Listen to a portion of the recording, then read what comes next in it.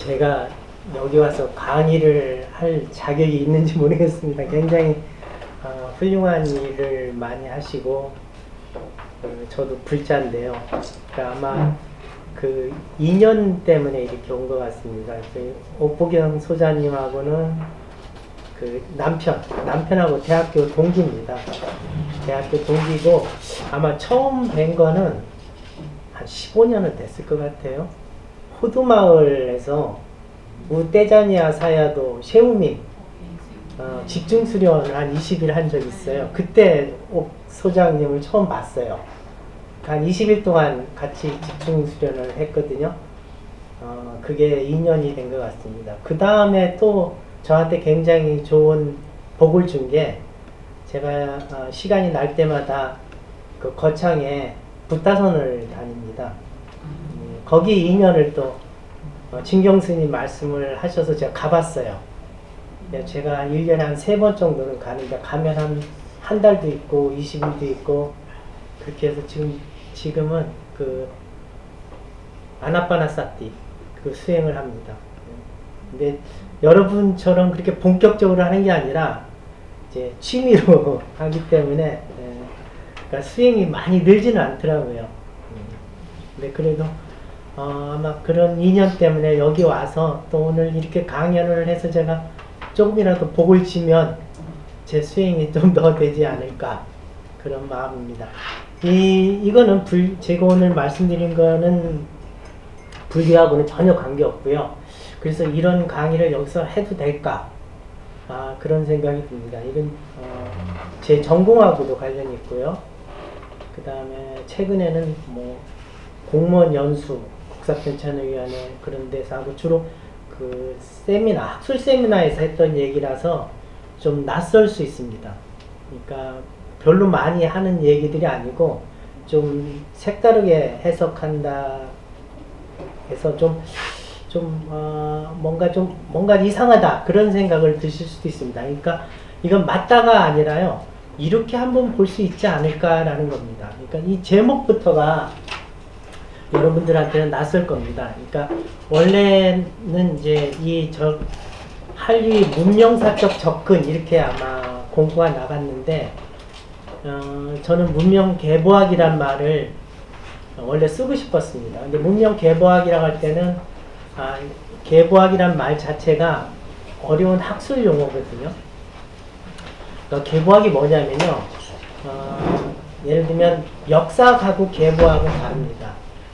예를 들면 연개소문, 의자왕, 김춘추는 한국인이죠.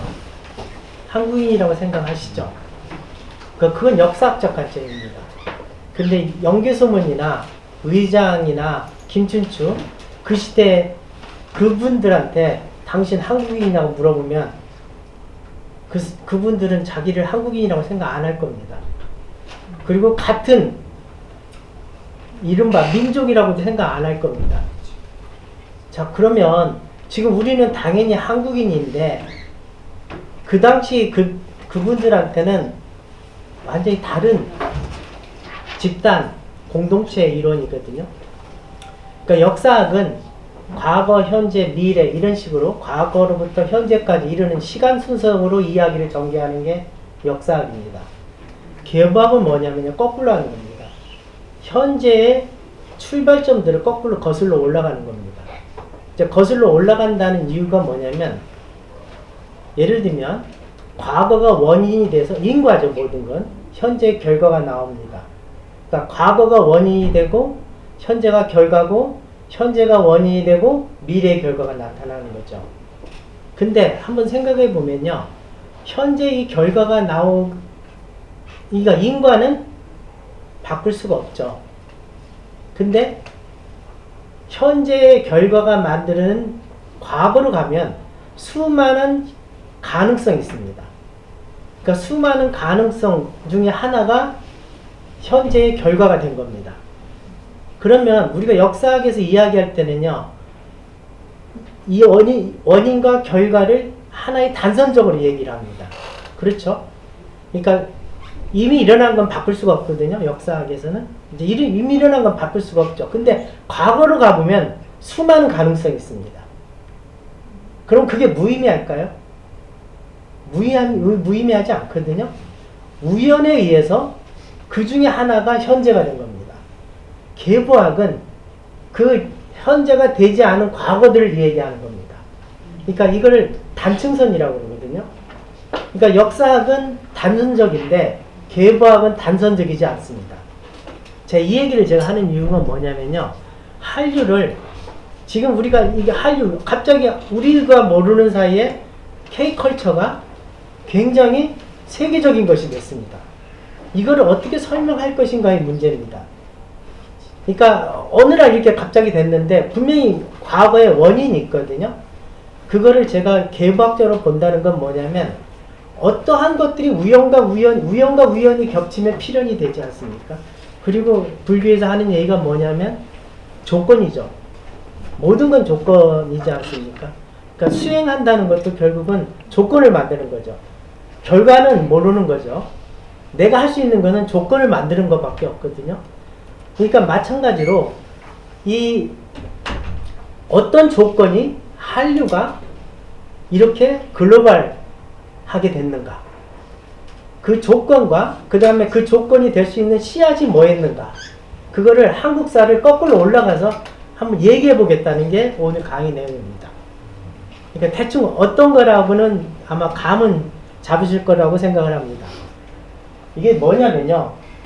제가 이번 8월에 부타선선에 한 달을 가 있었습니다. 근데 그러니까 거긴 저녁 공양은 오후 불식이라 안 하죠.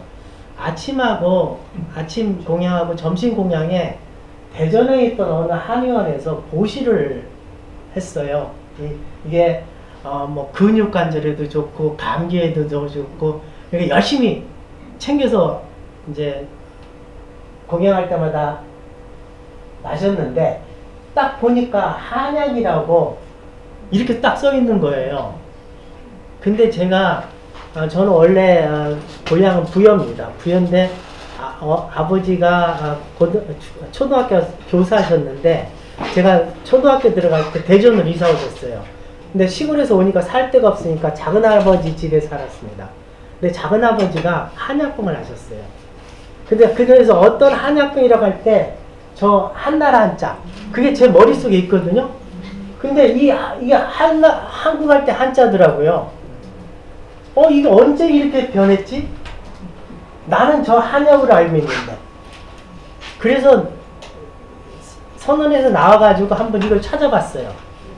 그게 한약의 문명 계보학입니다. 이 한약이라는 용어가요. 제일 처음에 한약이 있었습니다. 근데 한방이란 말 아시죠?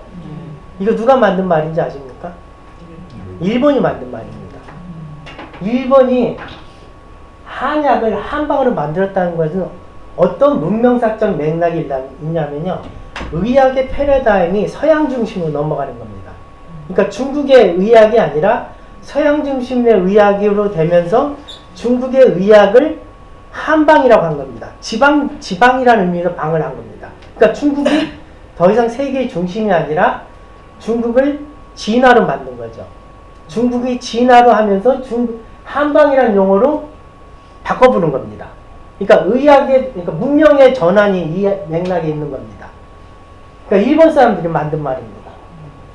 그 다음에 대한제국이 되면서 조선이 아니라 대한이 된 거거든요. 그러면서 한약이란 말을 쓰기 시작했습니다. 대한제국에. 여기에는 자의식이 있었던 거죠. 그러니까 중국의 제국이 아니라 우리도 제국이라고 할 때 한약이란 말을 쓰다가 일제 식민지가 되면서 이 한약이란 말이 잊혀졌습니다. 그 다음에 한방이라고 썼다가 해방 이후에 한약이란 말을 다시 그 한의원 하시는 분들이 이게 이제 굉장히 복잡한 이제 의학 분쟁도 있어요. 그러니까 양의하고 한의하고 하면서 한의가 자기도 이제 하나의 그거를 아마 노말한 하나의 그 의사다. 그러면서 한약이란 말을 1980년대 복원을 시켰습니다. 그러니까 그 다음에 최근에 테드원을 보면요. 한의원, HAN 의원이라고 나옵니다. 그 다음에 요새 한약의 한류가 또 있습니다. 그러면서 K-메디란 말, K자 붙는 게 다 유행이죠. K-뷰티, 그러니까 한약도 한약 하면서 K-메디란 말을 만들기 시작하면서부터 이 한약을 세교하려는 그런 의미. 그러니까 이 안에는요, 문명이 전환된 게 안에 밑바닥에 다 있는 겁니다. 자, 이게 오늘 제가 얘기할 전체 내용입니다. 어떻게 보면. 우리 100년 사이에 문명이 3번 바뀐 겁니다. 그러니까 이게 뭐냐면 한약, 한나라 하면 중화주의입니다. 중국이 의학의 중심이고 그것을 우리가 모방하는 거죠. 그러니까 옛날에 조선시대에 사신이 가면 제일 많이 사오는 물품이 뭐냐면 책과 한약입니다. 책과 한약을, 그러니까 이거 중화주의죠. 이거 모방. 그러니까 중국 문명의 모방이고 그거에서 중국의 한약이라는 뜻이 있었습니다. 근데 일본이 서양 문명을 번역한 거죠. 이제 일본이 주체가 돼서 서양 문명을 우리가 번역한다고 하면서 중국을 지방화한 거죠. 한방을 하면서 나온 말이 한방이란 말입니다. 그러면서 일본, 이 민족주의적 방식으로 한 게 한방과 한약입니다. 그러니까 이제는 주체의식이 있는 겁니다. 그러니까 한약이라고, 한나라 한이라고 할 때는 주체의식이 없고 아류인 거죠. 아니면 그것이 진짜고 우리는 그 주변이라고 생각했던 거죠. 그러다가 민족주의적인 근대 이후에 오면서 우리 약이다 라는 의미에서 한약이라고 쓴 겁니다. 자, 이 안에는, 그러니까 모방의 방식이 중국의 한약이라면 한방이라고 할 때, 아니면 한국의 한약이라고 할 때는 번역입니다.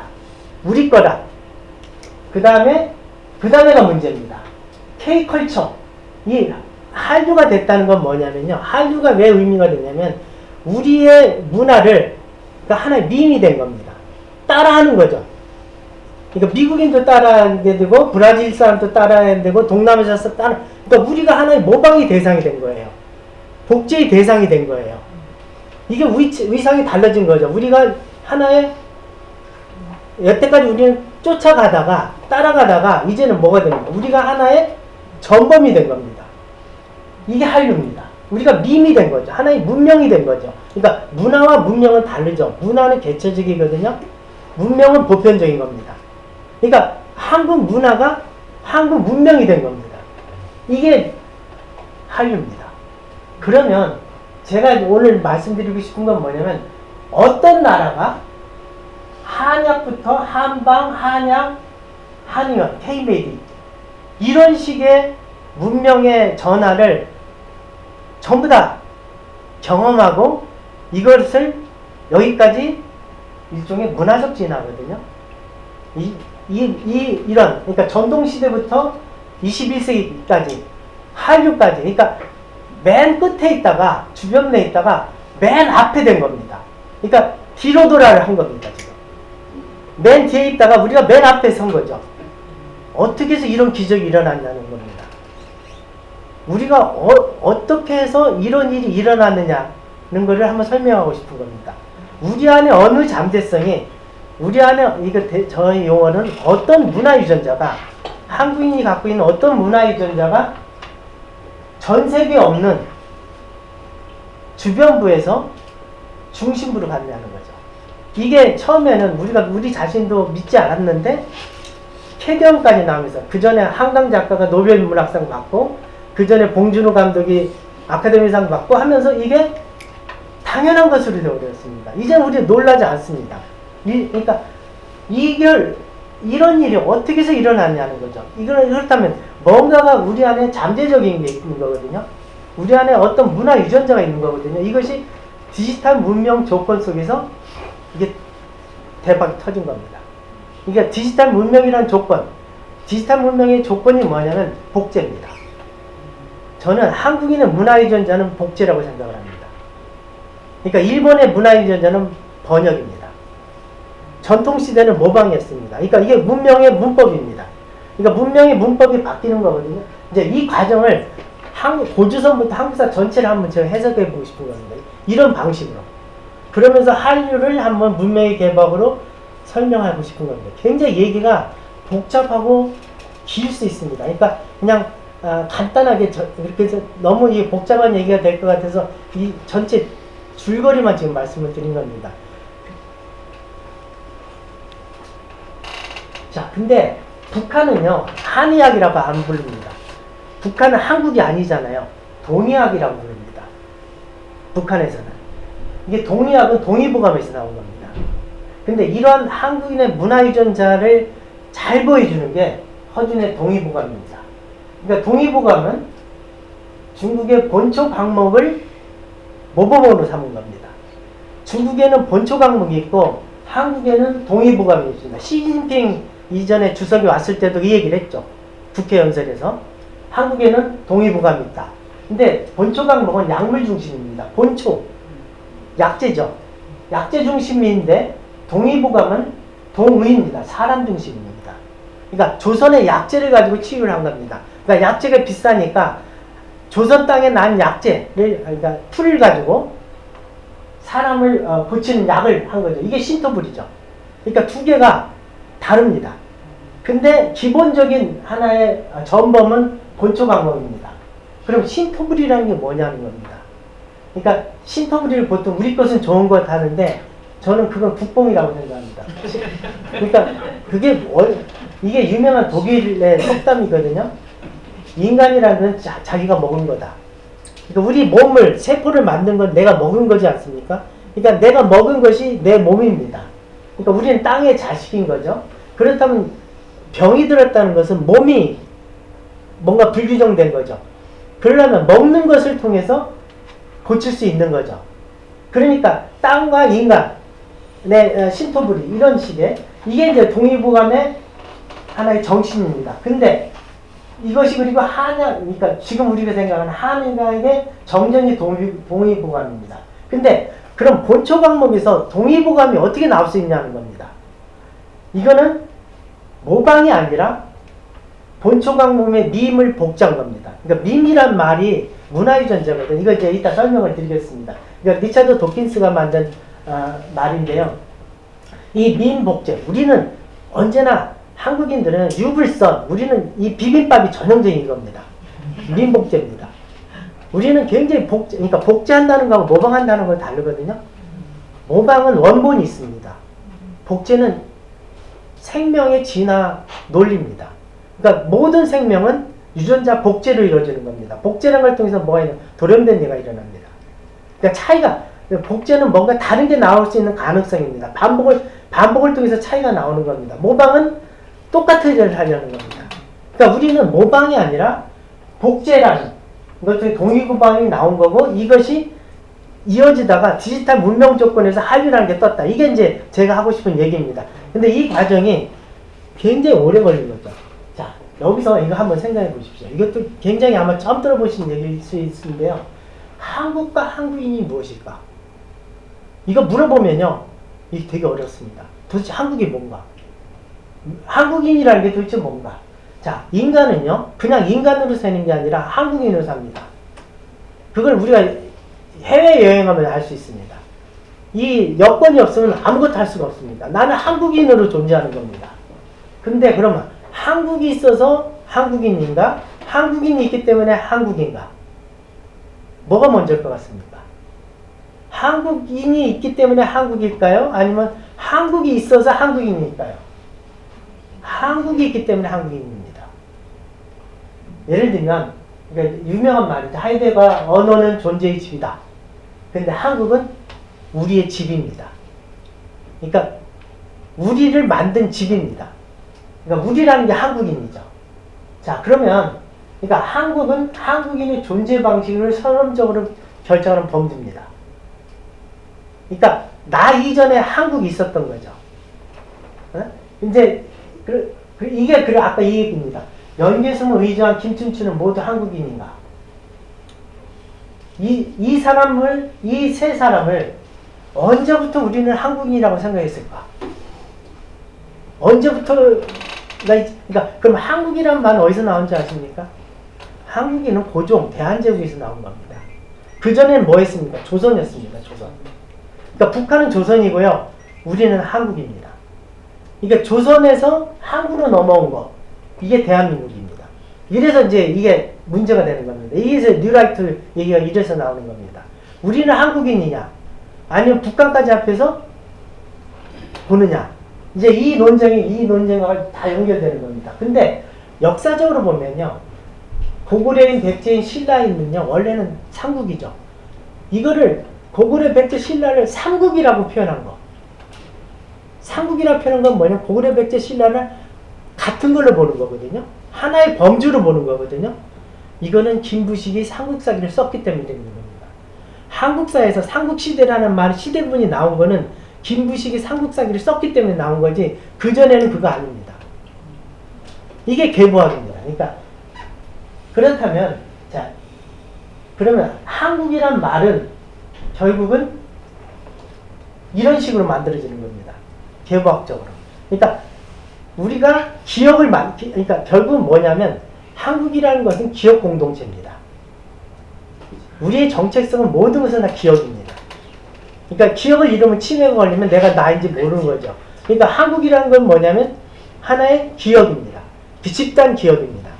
그러면 집단 기억을 언제 어떻게 만들었느냐는 문제입니다. 이건 역사적으로 형성된 거지 처음부터 있었던 거 아닙니다. 그리고 또 바뀝니다.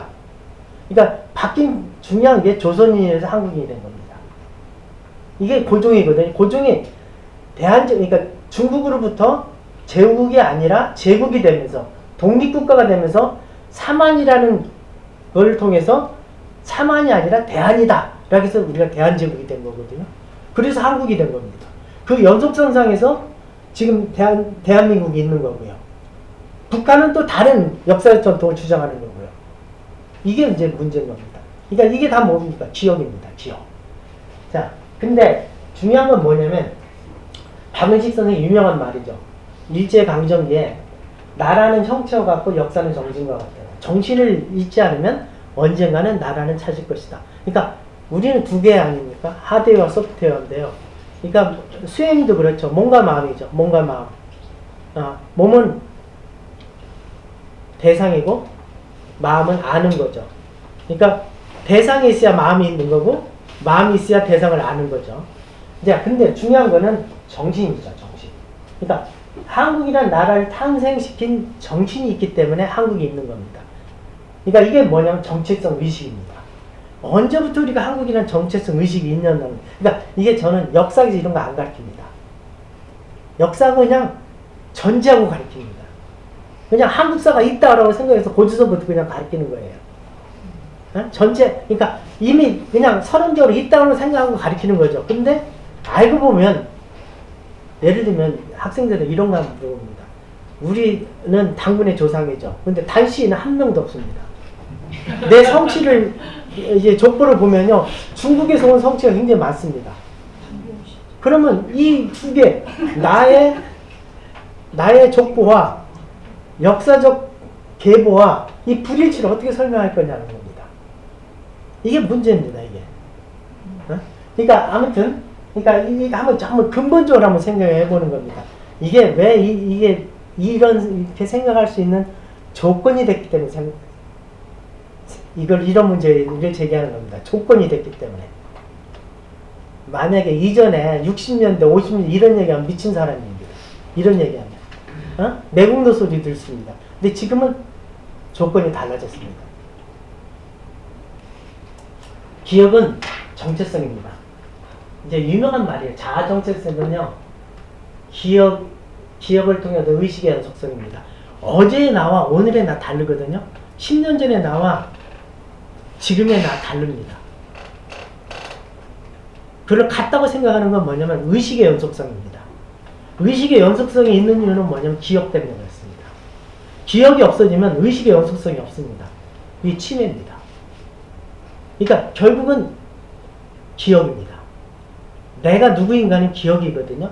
자, 이게 유명한 테세우스 배라는 그리스의 테세우스가 누구냐면요, 미노타리오스, 크레타의 황소 죽인 그리스의 건국 영웅입니다. 아테네의 건국 영웅인데요. 이 사람이 크레타 섬에 배를 타고 갔어요. 그래가지고 돌아왔어요. 영웅이니까 이 배를 보존을 했어요. 근데 시간이 지나니까 이 배가 낡아요. 그걸 판자를 하나씩 갈아요. 그랬는데 어느 날 보니까 원래 있던 그리고 가른 판자는 옆에다 놓고 새 판자로 배를 계속해서 이제 그 원형 그대로 보존을 했어요. 근데 어느 날 보니까 남아있는 판자가 하나도 없어요. 그리고 여기 낡은 판자가 있어요. 낡은 판자로 또 배를 그냥 이렇게 그대로 만들어. 그럼 만약에 두 개의 배가 있다면 어느 게 진짜 배입니까? 이게 새로 만든 배가 진짜 배인지 아니면 낡은 판자로 만든 배가 진짜 배인지. 그러면 다 교체됐는데도 이거를 테세우스의 배라고 하는 이유가 뭘까요? 기억입니다. 사람들이 이게 우리 몸도 똑같거든요. 우리 몸은 37쪽에 세포로 되어 있거든요. 근데 7년이 되면 이 세포가 다 갈라지거든요. 근데 똑같은 나라고 인식하는 이유가 뭘까요? 기억입니다. 그러니까 이게 내과학에서 하는 유명한 얘기입니다. 그러니까 결국은 기억이 나의 의식의 연속성을 만들어내는 거죠. 이게 이제 까를로 로벨이라는 굉장히 지금 제일 유명한 물리학자 중에 한 사람인데, 이 사람이 양자학과 상대성 이론을 통합한 사람인데요. 이 사람이 무슨 얘기를 하냐면 시간이라는 게 이제 이 시간은 흐르지 않는다라는 책입니다. 이 책에서 뭐라고 하냐면 시간이라는 거는 인간만 갖고 있거든요. 그러니까 인간만 시간이 있습니다. 시간이 있는 이유가 뭐냐면 뇌가 만들어낸 매트릭스입니다. 그러니까 뇌가 뭐냐면 동물은 뇌가 있거든요. 왜 식물은 뇌가 없어요? 왜냐하면 운동하기 때문에 뇌가 있는 거거든요. 우리는 운동해야 먹고 살 수 있지 않습니까? 밖에서 에너지를 섭취해야 되니까. 그러니까 운동에 시뮬레이션 하기 위해서 뇌가 있는 겁니다. 그러려면 이 시뮬레이션을 하려면 뭐가 필요합니까? 정보가 필요합니다. 이게 기억입니다. 그러니까 뇌는 예측 기계입니다. 기억이라는 데이터를 통해서 예측을 하는 거. 그래야 운동을 할 수가 있는 거예요. 그래야 잡아먹히느냐, 잡아먹느냐. 이 게임에서 기억과 예측입니다. 이 기억과 예측하는 기관이 뇌인데요.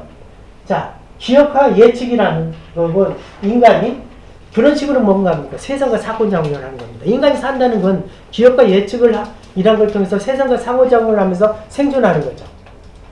자, 이런 건데, 이런 상호작용을 하는데, 기억할 때와 예측할 때, 이른바 차이가 있죠. 이 차이가 시간입니다. 그러니까 시간은 인간의 뇌에서 생겨나는 겁니다. 자, 이 얘기를 하는 이유가 뭐냐면요. 결국은 기억이라는 겁니다. 그러니까 우리는 누구인가? 이런 문제는 기억의 문제라는 겁니다. 이게 어떻게 보면 분류적으로 하면 업이죠. 이게 업이죠. 자, 그러니까 결국 한국이라는 건 집단 기억이고요. 그럼 집단 기억이라는 것의 내용물이 뭐냐? 문화 유전자라는 겁니다. 그러니까 우리가 기억이라는 걸 통해서 우리가 한국이라는 건 뭐냐면 전부 학습된 거거든요. 학습이라는 건 뭐냐면 문화 유전자를 전수받는 겁니다. 예를 들면 플라톤의 자식이 누굽니까? 소크라테스의 자식은 플라톤입니다. 공자의 자식은 맹자입니다. 그러니까 인간은 생물학적 자식이 아니라 문화적 자식을 낳습니다. 뭘로? 문화 유전자를 전수하는 거예요. 학습이라는 걸 통해서 정보를 전수하는 거죠. 사상을 전수하는 거죠. 그러면서 그러니까 생물학적인 자식이 아니라 문화적 자식을 낳는 거고요. 이런 식으로 해서 한국인이 만들어지는 겁니다. 한국인이라는 것은 한국이란 문화 유전자, 집단 기억을 공유하는 사람들입니다. 자, 이런 면에서 리차드 도킨스가 밈이라는 용어를 만든 겁니다. 진이라는 용어, 그러니까 생물학적 유전의 단위는 진이고 문화적 유전의 단위는 밈이라고 한 겁니다. 그러니까 이게 이기적 유전자의 유명한 태제죠. 우리는 생명이라는 것은 유전자의 로봇이다. 우리는 낡으면 없어집니다. 근데 남는 건 뭡니까? 유전자입니다. 유전자가 필요에 의해서 생명이라는 건 유전자를 담는 그릇이라는 거죠. 그리고 그 복제를 위해서 생명이 필요한 거죠. 그것이 유효기간이 끝나면 없어지고 자손이 생기는 거죠. 자, 그러면 주인공은 유전자라는 겁니다. 자, 마찬가지로 나는 한국인으로서 나는 죽어도 한국은 있습니다. 그럼 뭘로 한국이 있냐는 거예요. 민으로 있는 겁니다. 문화 유전자로.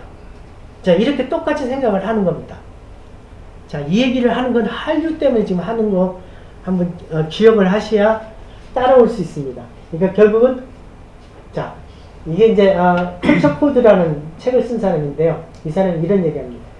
한 남자 한 여자가 성관계를 통해서 나오면 새나 물고기가 아니라 사람이 태어납니다. 왜 그러냐는 거죠. 유전자적 코드가, 그러니까 모든 생명은 하나입니다. 하나. 루카라고 그러는데요. 왜? 모든 생명체는 DNA, 유전자 정보로 구성되어 있습니다. 그 배열이 다른 걸로만 차이가 있습니다. 바이러스, 박테리아 다 DNA입니다. 그러니까 하나의 조상은 똑같습니다. 단지 그 배열이 변형이 일어나는 게 진화입니다. 자, 유전자 코드가 그렇기 때문에 그럴 거거든요. 근데 미국인 남녀가 만나면 미국 사람이 됩니다. 이거 왜 그러냐는 거죠. 이건 생물학적이지 않습니다. 문화적 유전자가 있기 때문에 그렇습니다. 이게 컬처 코드입니다. 그러니까 인간에게는 유전자, 문화 유전자가 있는 컬처가 있다는 겁니다. 그러니까 인간은 나는 한국인이다. 한국인으로 살아가는 이제 문화 유전자가 있다는 게 동물은 그런 거 없습니다. 이게 제 밈입니다. 그리고 이 밈이 소통하는 공간이 있습니다. 이게 정치 공동체입니다. 이 한국과 같은. 그러니까 이게 하나의 기업 공동체입니다. 근데 한국이라는 게 신기한 게 뭐냐면 이른바 5,000년 동안 이것이 유지됐다는 겁니다. 이게 신기한 겁니다. 그러니까 한국인이 굉장히 특수한 건 뭐냐면 큰 나라도 아니고 강대국도 아닌데 전통시대된 중국에 4대로 살아남았고 일제강점기에도 합병당하지 않았고 지금까지 어떻게 해서 이 의미 공간, 밈의 기업 공간을 유지할 수 있었냐는 거죠. 이게 전 세계적으로 봐도 신기한 일입니다. 그리고 여기까지 왔냐는 거죠. 자, 이걸 이제 하나의 얀 아스만이라는 사람이 문화적 기억이라는 말을 만드는데 이게 쉽게 설명하면 뭐냐면요. 이스라엘을 생각하면 됩니다. 이스라엘은요. 2000년 동안 나라 없이 살았습니다. 근데 이들은 자기네 정체성을 잃지 않았습니다. 각 나라의 디아스포라로 흩어져 살았죠. 근데 이들은 유대인으로 살았습니다. 공동체를 형성하면서, 개토를 형성하면서. 그럴 수 있었던 건 뭡니까? 구약 성경이라는 문화적 기억을 공유했기 때문입니다. 그들은 이스라엘이라는 상상의 조국에 살았습니다. 그러니까 독일에 살든 스페인에 살든 이들은 상상, 머릿속에 이스라엘이라는 조국을 잃지 않았던 겁니다. 이게 문화적 기억입니다. 자, 이 문화적 기억이 정체성입니다. 그러면 한국인의 문화적 기억이 뭐냐는 겁니다. 그러니까 한국인이 5,000년 동안 있었던 건 문화적, 이른바 문화적 기억이라는 게 있었는데 이것이 한류까지 어떻게 연결되냐면 자, 첫 번째가 고조선입니다. 한국사의 출발점은 고조선이죠. 이게 태반 문명이라고 할 수 있습니다. 고조선은 두 개로 구성되어 있습니다. 그러니까 당군조선과 기자조선입니다. 당군조선은 한국 문화고요. 기자조선은 한국 문명입니다. 왜? 기자는 중국인입니다. 자, 그러면 이게 삼국유사에 당군 기록이 이렇게 되어 있습니다. 주나라의 호왕이 무왕이거든요. 즉위해서 기자를 조선에 보관이 당군은 장당경으로 옮겼다가 아사달에 들어와 숨어 산신이 되었으니 수가 1908세다. 묘한 기록입니다. 그러니까 중국의 주나라의 무왕이 기자를 조선의 제후로 봉하니까 당군이 숨어서 도망가서 산신이 되었고 그 다음부터는 당군조선이 아니라 기자조선이다 라는 기록입니다. 이게 삼국유사에 나와 있는 기록입니다. 이게 뭐냐면 한국이라는 이른바 토착 문화가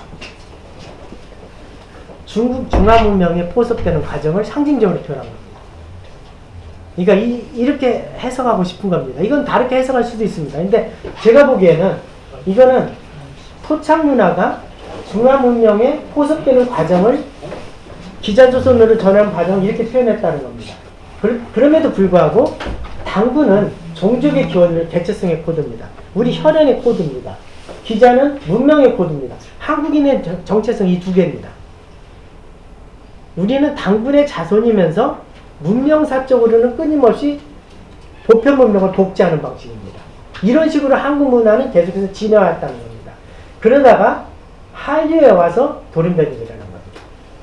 계속 이런 복제를 하다가 어느 날 갑자기 뭐가 조건이 맞아서 우리가 하나의 전범이 된 거죠. 그러니까 기자조선은 문명을 모방하는 하나의 한국 문명의 패턴의 시작입니다. 자, 원래는 우리가 문자가 없었죠. 중국 한자로 문자, 한자 문명권에 포함된 게 기자조선입니다. 자, 그리고 난 다음에 최초의 한국사가 삼국사기입니다. 삼국사기는 뭐냐면 사마천의 사기를 삼국의 사기로 쓴 겁니다. 그러니까 하나의 사기를 모방한 거죠. 그러면서 김부식이 이걸 쓰면서 왕한테 올린 걸 보면 고려의 사대부들이 중국사나 중국의 경제는 훤히 아는데 우리를 모른다. 고려에 대해서 모른다. 자의식이 있었던 겁니다. 그래서 이걸 쓴다고 그랬습니다. 그러니까 김부식은 고려라는 자의식을 가진 사대주의자입니다. 오늘날 용어로 하면 글로벌 한국인입니다. 좋게 보면. 그러니까 김부식은 문명인이었고 자의식을 가진 사대주의자였습니다. 근데 아까 말씀드린 것처럼 삼국사기 사자는요, 역사 사자입니다. 삼국 유사의 사자는 일사자입니다. 이게 굉장히 중요한 차이입니다. 그러니까 삼국사기는 역사 사자고요, 유사는 역사가 되지 못한 일에 대한 남겨진 일이 유사입니다. 자, 김부식이요, 삼국사기라고 썼는데, 삼국사기라고 해서 삼국이라는 게요, 따지고 들으면 얼마 안 됩니다. 삼국시대는요, 신라 건국이 기원전 57년입니다. 고구려 멸망은 668년입니다. 약 700년대입니다. 근데 실제로 고구려 백제 신라가 공존한 시기는 98년밖에 안 됩니다. 그러니까 삼국시대는 98년밖에 안 됩니다. 근데 삼국시대라고 하는 거는 700년입니다. 가야가 빠졌고요, 여기에. 그러니까 삼국시대라는 말은 삼국사기라는 말이 만들어낸 기억입니다. 근데 고려라는 게요, 희한한, 고려는 고구려의 정통성입니다. 고구려는 망했죠. 그러니까 왕건이 고구려를 재건하기 위해서 고려라고 했습니다.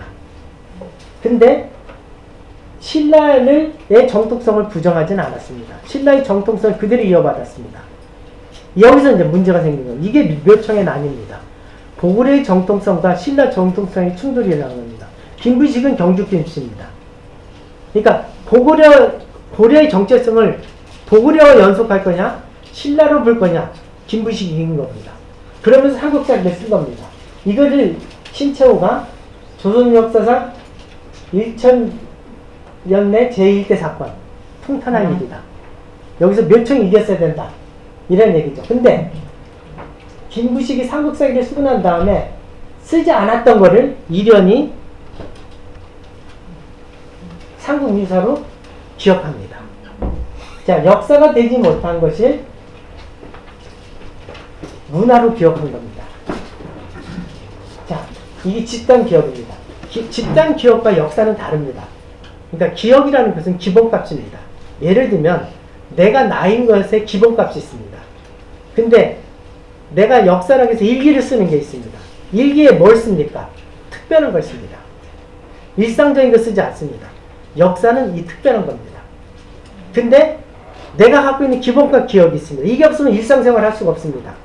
밥을 먹고 옷을 입고 사람을 만나고 하는 기본값이 있습니다. 그리고 이건 역사가 아닙니다. 일상이지. 이게 집단 기억입니다. 이련에 쓴 것은 집단 기억을 쓴 겁니다. 역사가 되지 못한 집단 기억을 쓴 거죠. 그러니까 삼국시대 사람들이 어떤 사람인가는 삼국사기보다는 삼국유사가 진짜 그 시대 사람들을 이야기하는 겁니다. 자, 근데 이게 왜 중요하냐면요, 몽골 시대 때 이련이 이걸 기억해낸 겁니다. 그러니까 고려인들이 누군가라는 거를 그러니까 김부식의 역사로 되지 못한 고려의 정체성을 쓴 겁니다. 그러니까 그러면서 이걸 한 거죠. 당군을 쓴 거죠. 그러니까 당군은 환인, 환웅, 당군입니다. 근데 환인을 재석이라고 했습니다. 불교적으로 썼거든요. 근데 당군 시대에 불교가 있었겠습니까? 자, 왜 이렇게 썼냐는 거죠. 이 시대는 몽골 시대인데요. 몽골의 국교가 불교입니다. 그 시대 문명이 불교였던 겁니다. 그러니까 그 시대 문명의 코드를 가지고 그 밈을 복제해서 한국인의 문화적 기억을 재생한 겁니다.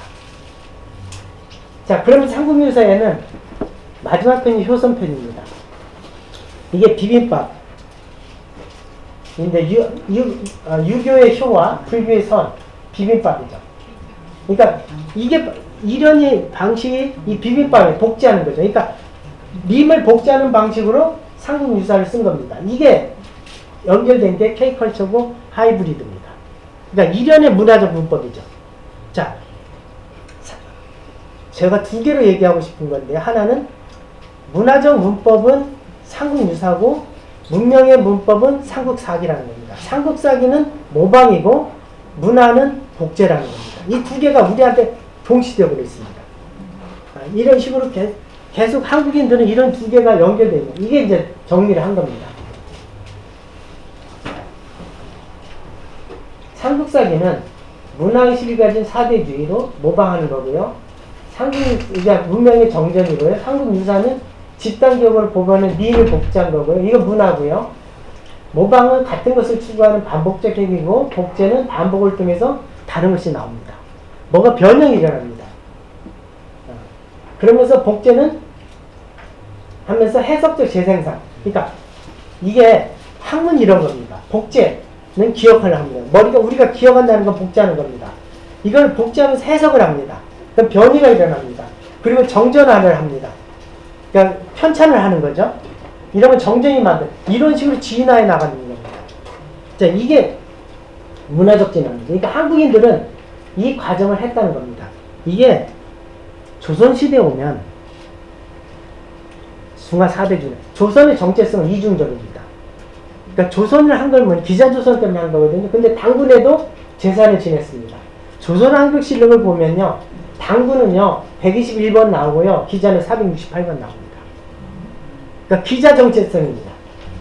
그러니까 조선이라는 것은 기자의 조선이었던 겁니다. 이게 문명적 정체성이 있습니다. 그리고 결정적인 게 임진왜란과 병자호란입니다. 자, 임진왜란에서 조선이 살아남은 건 뭐냐면 명나라 원군 때문에 그렇거든요. 근데 선조가 8일 만에 한양을 버리고 도망갔습니다. 그 다음에 요동으로 망명정부를 가려고 했습니다. 신하들이 못 가겠어요. 그리고 조선을 구한 건 의병하고 이순신입니다. 근데 선조는 뭡니까? 자기가 명나라를 통해서 복원이 된 다음에 쾌양성을 회복한 다음에 이들 토사구팽합니다. 왜? 왕권의 정통성 문제입니다.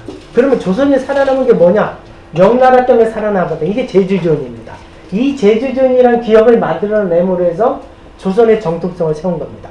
그러니까 명나라 때문에 조선은 제2의 건국을 했다는 거죠. 근데 이것이 어떻게 됩니까? 병자호란에 발목을 잡힙니다. 그래서 광해군의 인조반정이 일어나는 거죠. 그러니까 제주지원을 배반한 거죠. 광해군이 중립외교를 했기 때문에. 자, 그 병자호란 이후에 그럼 조선의 정통성을 어떻게 다시 세우느냐의 문제가 생긴 겁니다. 이 문제를 해결한 사람이 송시열입니다. 이게 승령, 배청, 그 다음에 국벌, 그 다음에 소중화. 그러니까 명나라가 망한 다음에 청나라가 들어섰는데 이제는 우리가 중하다 라는 거에서 소중화, 조선중화를 만든 겁니다. 그게 화양구국의 만동묘입니다.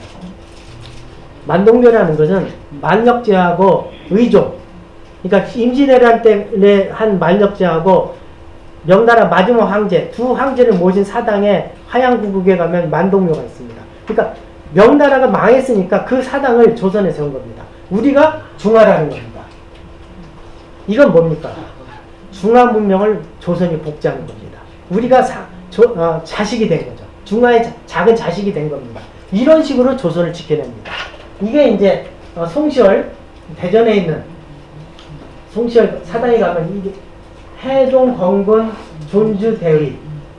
해동은 건군 하늘 땅이거든요. 그러니까 조선의 동방이 천하고 명나라의 정통을 지키는 거다. 우리가 중화라는 겁니다. 자, 이런 식으로 조선이 살아남습니다. 이러면서 조선이 안 망하는 겁니다. 이게 뭡니까? 중화를 복제한 겁니다. 문명적으로 복제하면서 조선 왕조의 정통성을 세우는 겁니다. 이제 근데 일본이나 중국은 다 왕조 교체했거든요. 그러니까 도요토미 히데요시가 망하고 막부 정권이 일본에 세워졌고 중국은 청나라를 교체했는데 조선은 그 후에 300년을 더 갑니다. 자, 시간이 많이 갔을 것 같아서요. 그냥 빨리 가겠습니다. 자, 여기까지가 전통시대입니다. 근대에 보면요. 문명인법이 어떻게 바뀌냐면요. 서브젝트라는 개념이 있습니다. 서브젝트는 주어죠. 원래 서브젝트의 어원은 서브젝트입니다. 서브젝트는 뭐냐면 아래에 던져진 것입니다. 원래는 be subjective to 하면은 뭐뭐에 종속된이라는 뜻이잖아요. 원래 서브젝트는 종속이라는 뜻입니다. 예를 들면 나는 교수다 라고 할 때요. 나는 주어고 교수는 수로입니다. 주어가 더 큽니까? 수로가 더 큽니까? 수로가 더 큽니다. 주어는 수로의 속성입니다. 이게 원래 주어와 수로의 원래 관계입니다. 근데 근대 오면 주어가 수로를 규정합니다. 이거를 칸트가 코페르니쿠스적 전해라고 그럽니다. 이게 다른 말로 하면 뭐냐면요. 나는 생각한다, 고로 존재한다가 이게 근대입니다. 그러니까 내가 세상을 인식하는 주체가 된 거죠. 그러니까 세상 속에 내가 아니라 내가 세상을 구성한다는 겁니다. 이게 근대입니다. 이게 근대적 주체가 되는 겁니다. 그러니까 서브젝트가 종속된 서브젝트가 주어가 되는 겁니다. 자, 이렇게 되면서 어떻게 됩니까? 전통시대에는 중국이 태양이고 우리는 제국이었습니다. 근데 근대 오면 어떻게 됩니까? 만국불법 질서는 뭡니까? 전부 다 독립국이 되는 겁니다. 국제법 질서가 되는 거죠. 그러니까 각자가 주어가 되는 거죠. 이게 서브젝트입니다. 근데 일본은 동아시아에서 이걸 성공했습니다. 타라이코로 성공합니다. 아시아에서 벗어나서 서양에 들어간다. 이게 후쿠자 유기치의 문명론입니다. 자, 이러면서 일본은 근대를 번역을 한 겁니다. 그러니까 서양을 번역한 게 일본 문명입니다. 그러니까 주체적으로 번역한 거죠. 이제 그러다 보면서 자기가 그러면서 동양을 대동아로 만든 겁니다. 동양을 정복의 대상으로 만든 거죠.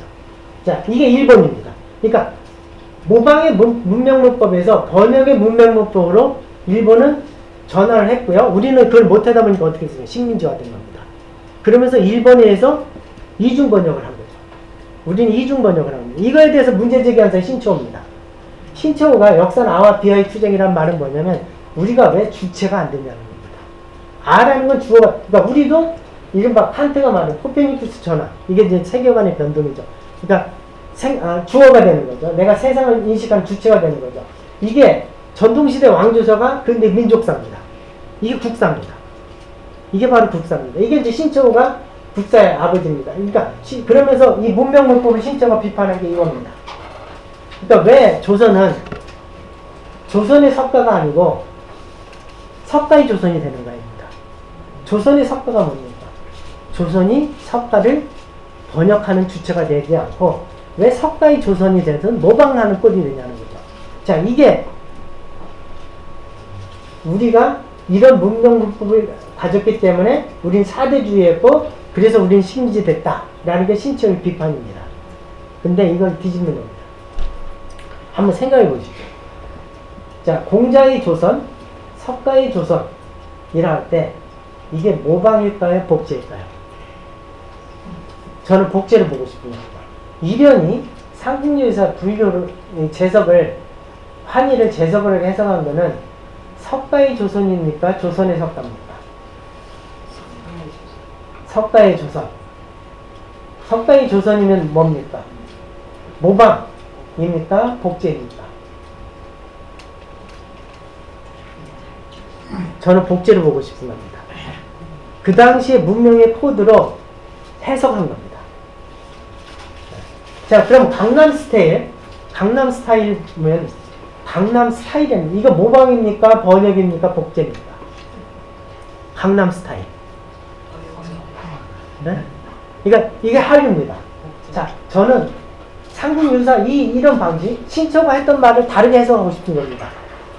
강남 스타일이 나오게 했던 거는 우리가 모방을 했기 때문에 그랬을까요? 번역을 했기 때문에 그럴까요? 복제를 했기 때문에 그럴까요? 한류는 하이브리드입니다. 한류는 비빔밥입니다. 비빔밥. 비빔밥이란 게 왜 특이하냐면요. 이게 원효의 화쟁사상하고 통합니다. 그러니까 뭐냐면요, 다른 비빔밥이 뭡니까? 밥을 중심으로 다른 것들이 차이를 인정하면서 조화를 이루는 겁니다. 이걸 흡수하지도 않습니다. 통합하지, 완전히 하나로 만들지도 않습니다. 그러니까 개성을 인정하는 건, 이게 이제 나중에 보여드릴 때 BTS가 에이펙에서 한 연설입니다. 이게 우리가 비빔밥이라는 건 뭐냐면, 여기에는 차이를 인정, 흡수하지도 않고, 그거 자체의 개성을 인정하면서 흡수하지도 않고, 통합하지도 않고, 그 다음에 완전히 분열되지도 않고, 뭔가 조화를 이루면서 뭔가 새로운 걸 만들어내는 거죠. 그러니까 이런 식의 방식. 이건 복제이기 때문에 가능한 겁니다. 자, 이게 이제 근대에서는 일본은 번역으로 성공했습니다. 근데 우리가 디지털 문명이면 우리가 일본보다 빠르거든요. 일본은 장인문화입니다. 일본은 아직도 도장문화죠. 우리보다 디지털화가 덜 되죠. 왜? 일본은 전통을 중요시합니다. 우리는 빨리빨리입니다. 그러다 보니까 이게 역전이 된 겁니다. 그러니까 근대적 조건에서는 일본이 유리했는데 디지털 조건에서 우리가 유리한 겁니다. 이게 바뀐 거죠. 조건이 바뀌니까 바뀐 거죠. 그러니까 우리가 지금 일본을 따라다가 이제 넘어간다는 말도 나오고 뭐 애매한 상태로 뭔가가 우리가 더 가능성이 많게 된 거죠. 이게 뭐냐면 문명의 문법이 번역에서 복제를 바뀌었기 때문에 그렇습니다. 자, 이렇습니다. 이게. 그리고 우리는 한국 문명이 갖고 있는 굉장히 중요한, 한국인들이 갖고 있는 중요한 특징이 레질리언스입니다. 회복 탄력성. 그러니까 회복 탄력성이 있다는 건 뭐냐면 복제하기 때문에 그렇습니다. 그러니까 우리는 빨리빨리 바꿉니다. 그러니까 그리고 뭔가 도전과 응전에 있어서 뭔가가 이렇게 융통성이 있습니다. 그러니까 애매하게 그냥 대충대충 하면서 막 넘어갑니다. 이게 이제 디지털 문명에서 굉장히 큰 장점입니다. 자, 이걸 이제 전체적으로 정리한 겁니다. 그러니까 모방의 왕조사, 김부시. 자, 여기서 중요한 게 이겁니다. 가장 세계적인 것과 우리 것의 관계. 모방의 관계는 뭡니까? 가장 세계적인 것을 우리 것을 모방하는 방식입니다. 이게 전통시대입니다. 번역의 민족사는 어떻게 됩니까? 가장 세계적인 것을 우리 것으로 번역하는 겁니다. 이게 일본이죠. 자, 복제 문명사. 네. 가장 세계적인 것 복제로 우리 것을 진화시키는 겁니다. 자, 이게 뭐냐면요. 지금, 한강 작가가 노벨 문학상을 받은 거, 이게 어떤 의미가 있냐면요. 한국 문학이 주변부에서 중심부로 간 거죠. 그리고 한류라는 게 뭐냐면, 한국적인 것과 세계적인 것의 동기화가 일어난 겁니다. 그러니까 한국적인 것은 세계적인 것이 되고, 세계적인 것은 한국적인 것이 된 겁니다. 두 개가 동시대적이 된 겁니다. 그러니까 우리가 휴대폰에 동기화가 일어나듯이 한국적인 것과 세계적인 것이 그것이 동기화된 겁니다. 그러니까 이 동기화가 됐다는 건 뭐냐면 모방과 번역이 아닙니다. 복제입니다. 그러니까 디지털 문명은 동기화 문명입니다. 디지털로 동기화합니다. 그러니까 끊임없이 예를 들면 캐디언이 하나의 작품이 있으면 쇼폼이 만들어지면 어떻게 됩니까? 밈이 끊임없이 복제됩니다. 밈이 무지무지하게 많이 증식이 됩니다. 그러니까 유튜브 가면 캐디언에 관한 콘텐츠가 무지무지하게 많습니다. 캐디언 작품은 하나거든요. 그걸 가지고 쇼폼을 계속 만들어내는 거예요. 이게 증식이거든요. 밈 복제가 계속 일어나는 겁니다. 자, 이게 그리고 어떻게 됩니까? 유튜브라는 걸 통해서 동기화가 됩니다. 전 세계가 동기화가 되는 거죠. 이게 조건입니다. 그러니까 이 조건이 복제 문명사가 굉장히 유리한 조건이 된 거고, 우리가 복제라는 문화적 문법을 가졌기 때문에 성공했다. 근데 일본이, 자, 굉장히, 일본 문화가 서양한테 영향을 준 게 우키요에입니다. 이게 파나죠, 일본 파나. 이게 원래 도자기에 이제 포장지로 갔는데, 이 도자기보다 이 포장지에 뿅 간 거예요. 그래가지고 듀빗이 그 양국 바다 만들어지고, 모네, 마네, 고고 작품 만들어지죠. 근데 이거는 일본인들이 발견한 게 아니라 서양인들이 발견한 거고, 서양인들이 의미 부여를 한 겁니다. 근데 한류는 뭡니까? 우리가 한 겁니다. 그러니까 K컬처의 세계화가 일어난 거죠. 이게 우키요에와 다른 겁니다. 이건 우리가 하나의 밈을 복제하는 걸 만들어내는 겁니다. 그리고 네카가 된 겁니다. 그 다음에 캐디언이 갖고 있는 큰 의미가 뭐냐면 다국적 한류라는 겁니다. 이 다국적 한류가 뭐냐면요.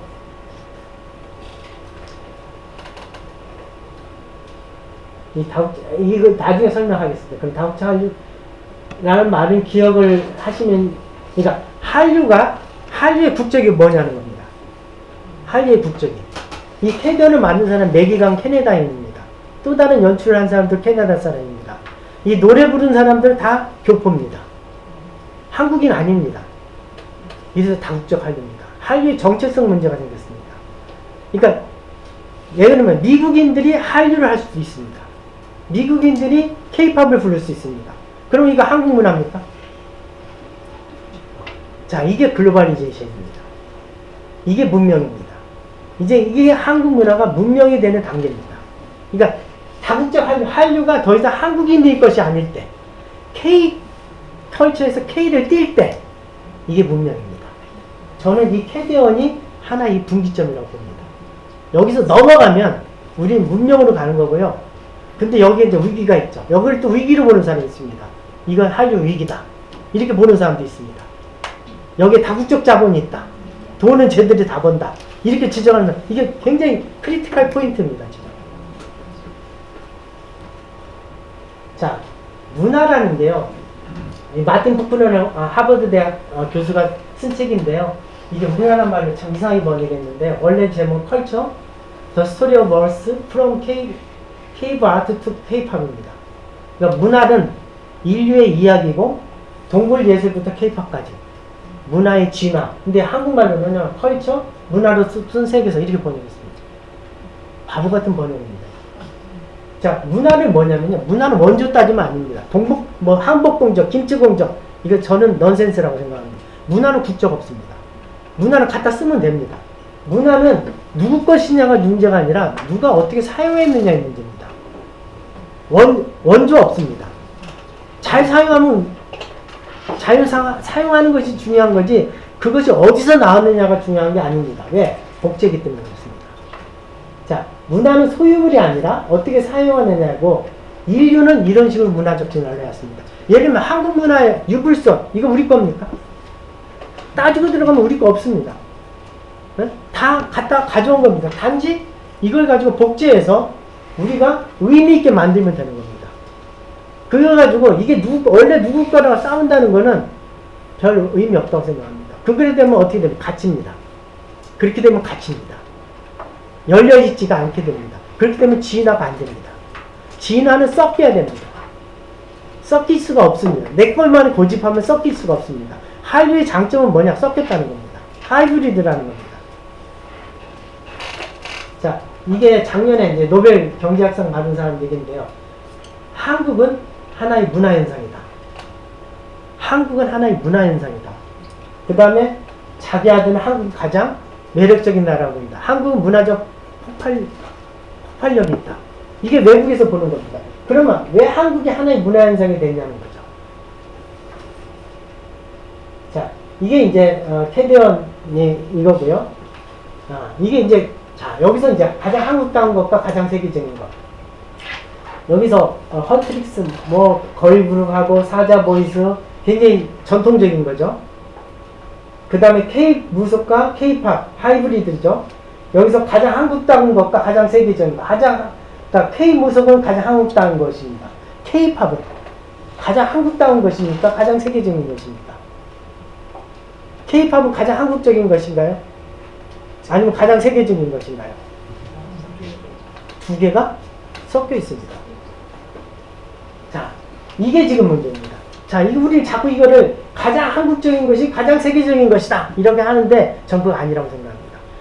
진짜는 가장 한국적인 것은 동시에 가장 세계적인 것이고, 가장 세계적인 것은 동시에 가장 한국적인 것입니다. 이게 문명입니다.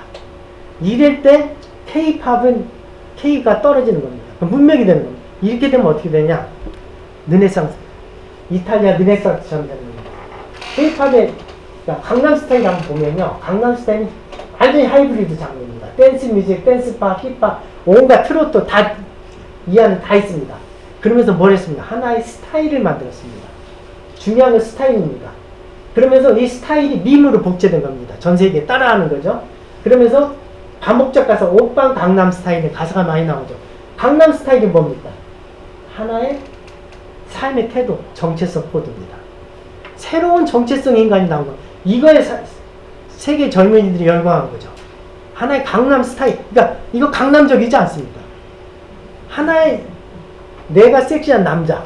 이런 스타일 하나 만들어낸 겁니다. 이 스타일은 뭡니까? 전부 하이브리드입니다.